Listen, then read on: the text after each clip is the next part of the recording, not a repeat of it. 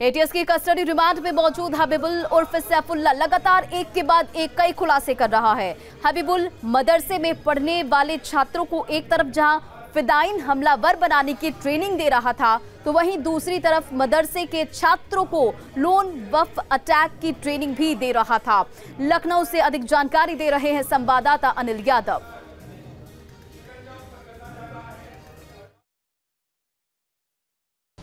ATS की custody remand में मौजूद जैश ए मोहम्मद का आतंकी हबीबुल उर्फ सैफुल्लाह एक के बाद एक खुलासे कर रहा है।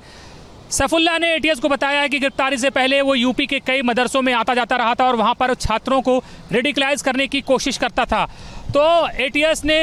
हबीबुल उर्फ सैफुल्लाह से पूछताछ के आधार पर ऐसे कम से कम 8 मदरसों की लिस्ट बनाई है जो अब एटीएस के रडार पर आ गए हैं और इन मदरसों में मौजूद मौलानाओं से भी एटीएस पूछताछ जल्द ही करेगी और उनमें से कुछ लोगों को हिरासत में लेकर भी पूछताछ कर सकती है। इसके अलावा हबीबुल और सैफुल्लाह ने यह भी बताया है कि नदीम के साथ मिलकर वो झारखंड, यूपी, गुजरात के कई मदरसों में लगातार आता जाता था और वो आतंक का मास्टर ट्रेनर बन चुका था। उम्र उसकी भले ही 20 साल से कम हो, लेकिन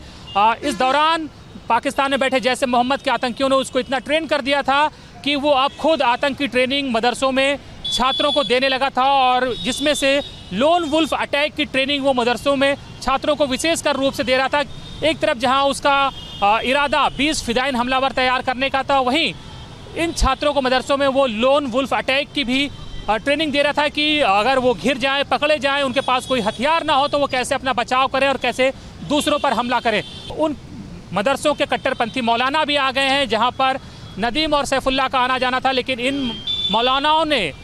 इन दोनों की जो कार्य प्रणाली है, इनके आने जाने की वजह जो थी, उसकी जानकारी होने के बावजूद जानकारी न तो पुलिस को दी और ना ही किसी दूसरी एजेंसी को दी। तो जाहिर बात है कि एटीएस की जांच का दायरा अब लगातार बढ़ता जा रहा है। वीडियो जर्नलिस्ट सैफुल हसन के साथ अनिल यादव, न्यूज़ स्टेट, लखनऊ।